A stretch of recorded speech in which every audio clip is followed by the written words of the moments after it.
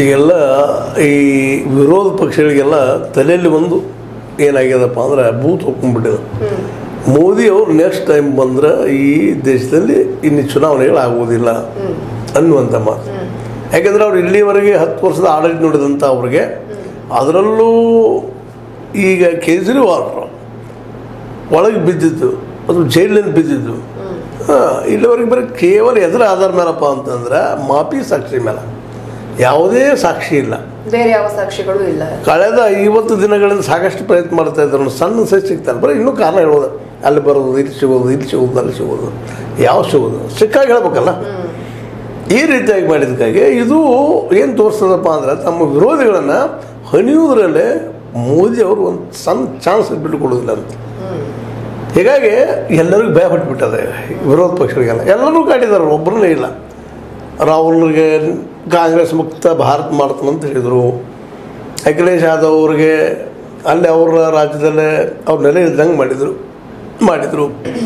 ಮುಂದೆ ನಮ್ಮ ಇವರಿಗೆ ಲಾಲು ಪ್ರಸಾದ್ ಯಾದವ ಮತ್ತು ತೇಜಸ್ವಿ ಯಾದವ್ ಅವ್ರಿಗೂ ಸಹಿತ ಈಗ CBI ಮತ್ತೆ ಬಿಟ್ಟು ಅವ್ರನ್ನ ತೊಂದರೆ ಕೊಡ್ತಾ ಇದ್ದಾರೆ.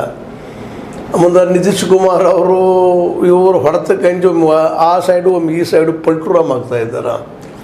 ಮುಂದಿತ್ತು ನೀವು ಮಹಾರಾಷ್ಟ್ರಕ್ಕೆ ಬಂದರೆ ಇಲ್ಲೇ ಶಿವಸೇನೆಯನ್ನು ಹೊಡೆದ್ರು, NCP ಹೊಡೆದ್ರು. ಇಬ್ಬರು ದೊಡ್ಡ ನಾಯಕರು ಅವರು. ಯಾಕಂದರೆ ಠಾಕ್ರೆ ಅವ್ರ ಮಗ ತಮ್ಮದೇ ಅಂತ ಒಂದು ಅಸ್ತಿತ್ವ ಪಡೆದವರು.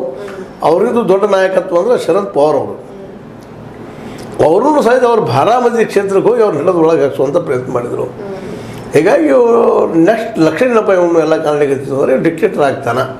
ಅದಕ್ಕೆ ಇವ್ರನ್ನ ಈ ಸಲ ನಾವು ಮನೆಗೆ ಕಳಿಸ್ಲೇಬೇಕು ಅನ್ನೋದು ನಿರ್ಧಾರ ಮಾಡಿ ಒಂದಾಗಿದ್ದಾರೆ ಇವರು.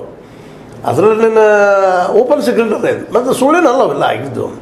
ಅಷ್ಟೇ ಆಗ್ರಿ, ಈವನ್ ಸುಪ್ರೀಂ ಕೋರ್ಟ್ ಒಂದು ಡೈರೆಕ್ಷನ್ ಮಾಡಿತ್ತು.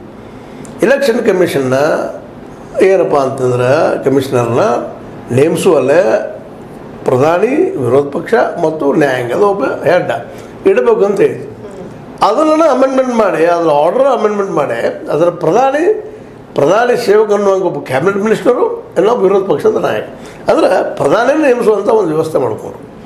ಇನ್ನೂ ಒಂದು ಹೆಜ್ಜೆ ಮುಂದೆ ಹೋಗಿ ದೆಹಲಿ ಆಯ್ಕೆ ಆದ ಸರ್ಕಾರ ಆ ಥರ ಅಡ್ಮಿನಿಸ್ಟ್ರೇಷನ್ ಅಂದರೆ ಆಡಳಿತದ ಹೊಣೆಯನ್ನು ಕೇಂದ್ರ ಸರ್ಕಾರದ ರಿಪ್ರೆಸೆಂಟೇಟಿವ್ ರಾಜ್ಯಪಾಲರಿಗೆ ಕೈಯಾಗಿ ಕೊಟ್ಬಿಟ್ರು. ಇವೆಲ್ಲ ಏನು ತೋರಿಸ್ತಾವಪ್ಪ ಅಂತಂದ್ರೆ ಮುಂದೆ ಬರುತ್ತಿರೋ ದಿನದಲ್ಲೇ ಇವರಿದ್ದಂಥವರ ಸಂವಿಧಾನವನ್ನು ಬದಲು ಮಾಡ್ತಾರೆ. ಸಂವಿಧಾನ ಬದಲು ಮಾಡಿದರೆ ಏನಾಗ್ಬೋದು? ಸಂವಿಧಾನ ಬದಲಾದಪ್ಪ ಅಂದರೆ ಇಲ್ಲಿ ಮೀಸಲಾತಿ ಹೋಗ್ತದೆ, ಇಲ್ಲಿ ರಿಸರ್ವೇಷನ್ ಕೆಲಸಲಾಗಿ ಹೋಗ್ಬಿಡ್ತದೆ. ಯಾಕಂದರೆ ಮೊದಲಿನಿಂದಲೂ RSS ಆಗಿರ್ಬೋದು, ಜನಸಂಘ ಆಗಿರ್ಬೋದು, ಈ RSS ಮತ್ತು ಜನಸಂಘ ಹುಟ್ಟಾಕಿದಂಥ ಅವ್ರ ಮೂಲ ಪುರುಷರಾಗಿರ್ಬೋದು, ಹೆಡಗೇವಾರ್ ಆಗಿರ್ಬೋದು, ಅಥವಾ ನಮ್ಮ ಏನಪ್ಪ ಗೋಳ್ವಾಲ್ಕರ್ ಆಚಾರ್ಯರಾಗಿರ್ಬೋದು, ಇವ್ರಿಗೆಲ್ಲರಿಗೂ ಮೆರಿಟ್ ಅನ್ನೋ ಮುಖ್ಯ ಅಂತ ಹೇಳೋರು. ಮೀಸಲಾತಿ ತಪ್ಪ ಅಂತೇಳಿ ಇಲ್ಲಿ ವರ್ಣ ವ್ಯವಸ್ಥೆಯನ್ನು ಮುಂದುವರಿಸಿಕೊಂಡು ಹೋಗುವಂಥ ವಿಚಾರಧಾರೆ ಅವರು. ವಿಶೇಷವಾಗಿ ಮನುಸ್ಮೃತಿ ಮೇಲೆ ವಿಶ್ವಾಸ ಇದ್ದಂಥವ್ರು.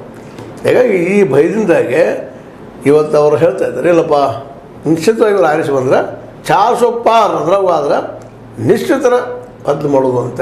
ಅದ್ರ ಜೊತೆ ಇನ್ನೂ ಅನೇಕ ನೊಂದು ತೋರಿಸಿದ್ರು, ನಾವು ಸಂವಿಧಾನ ಬದಲು ಮಾಡ್ತೀವಿ ಅಂತೇಳಿ ಅನಂತ್ ಕುಮಾರ್ ಹೆಗಡೆ ಅವರು. ಅದೇ ಕಾಲಕ್ಕೆ ಇನ್ನೊಂದು 3 ಜನ ಗಿರಿರಾಜ್ ಅನ್ನೋಂಥ MP ಅವರು, ಮತ್ತು ಎಷ್ಟು ಜನ ಬೇಕ್ರಿ, ಎಲ್ಲರೂ ಅಲ್ಲೆಲ್ಲ ಮಾತಾಡಿದ್ದಾರೆ.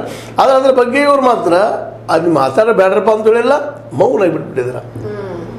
ಹೀಗಾಗಿ ಸಂವಿಧಾನ ಬದಲು ಮಾಡ್ತಾರೆ ಇವರು, ಡಿಕ್ಟೇಟರ್ ವಾತಾವರಣ ತರ್ತಾರೆ, ರಾಜತ್ವ ತರ್ತಾರೆ ಅಂತೇಳಿ ಎಲ್ಲರಿಗೂ ತೆರೆದ ಭಯ ಹೊತ್ಬಿಟ್ಟು. ಆದ್ರೆ ಇವಾಗ ಪ್ರತಿಯೊಬ್ಬ BJP ನಾಯಕರು ಕೂಡ ಇಲ್ಲಪ್ಪ ನಾವು ಸಂವಿಧಾನವನ್ನ ಮುಟ್ಟೋದಿಕ್ಕೂ ಸಾಧ್ಯವಿಲ್ಲ, ಅದನ್ನ ಆ ರೀತಿ ಬರೆದಿಟ್ಟಿದ್ದಾರೆ, ಅದನ್ನ ಚೇಂಜ್ ಮಾಡಕ್ ಆಗದೇ ಇರೋ ರೀತಿಯಲ್ಲಿ ಸಂವಿಧಾನ ಇದೆ, ಅಥವಾ ಅದಿದ್ರೂ ಕೂಡ ನಾವು ಮಾಡೋದಿಲ್ಲ, ಜನರ ಹಿತಾಸಕ್ತಿ ನಮಗೂ ಕೂಡ ಬೇಕಾಗಿದೆ ಅನ್ನುವಂತಹ ಮಾತುಗಳನ್ನ ಹೇಳ್ತಾ ಇದ್ದಾರೆ.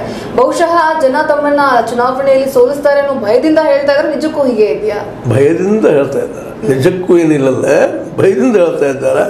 ಅವರು ಒಂದು ವೇಳೆ ಇದನ್ನು ಮಾತಾಡ್ತಾ ಇದ್ದಾರೆ. ಜಸ್ಟ್ ಫ್ಯೂ ಡೇಸ್ ಇಲೆಕ್ಷನ್ದಲ್ಲಿ ವಾತಾವರಣ ಚೇಂಜ್ ಆಗ್ತಾ ಹೋಯಿತು, ವಿರೋಧಿಗಳೆಲ್ಲ ಸಂವಿಧಾನ ಬದಲು ಮಾಡ್ತಾರೆ ಅಂದ ತಕ್ಷಣ ಜನಗಳು ಹಿಂದೆ ಸರಿತಾ ಹೊಂಟರು. ಮೊದಲ 3 ಹಂತದ ಚುನಾವಣೆಯಲ್ಲೇ ಇವತ್ತು BJP ಭಾಳಷ್ಟು ಹಿಂದದ ಅನ್ನೋಂಥ ವಾರ್ತೆಗಳು ಬರ್ತಾ ಇದ್ದಾವೆ. ಅವ್ರಿಗೂ ಅದು ಕನ್ಫರ್ಮೇಷನ್ ಆಗ್ಯದ. ಹೀಗಾಗಿ ಅವ್ರು ಇದ್ದಂಥವ್ರಿಗೆ ಒಂದು ಸ್ವಲ್ಪ ಪ್ಲೇಟ್ ಚೇಂಜ್ ಮಾಡ್ತಾ ಇದ್ದಾರೆ. ಮತ್ತು ಚಾರ್ಲ್ಸ್ ಫಾರ್ ಆದಾಗ ಮಾಡೋದಿಲ್ಲ ಇದನ್ನು 2/3 ಮೆಜಾರಿಟಿ ಆದಾಗ ಮಾಡ್ಬೇಕು. 2/3 ಮೆಜಾರಿಟಿ ಆಗೋ ಸಾಧ್ಯತೆಗಳಿಲ್ಲ ಇವತ್ತಿನ ಪರಿಸ್ಥಿತಿ ಒಳಗೆ. ಕಡೆಗೆ ಸರ್ಕಾರ ಬರಲ್ಲ ನಮಗೆ.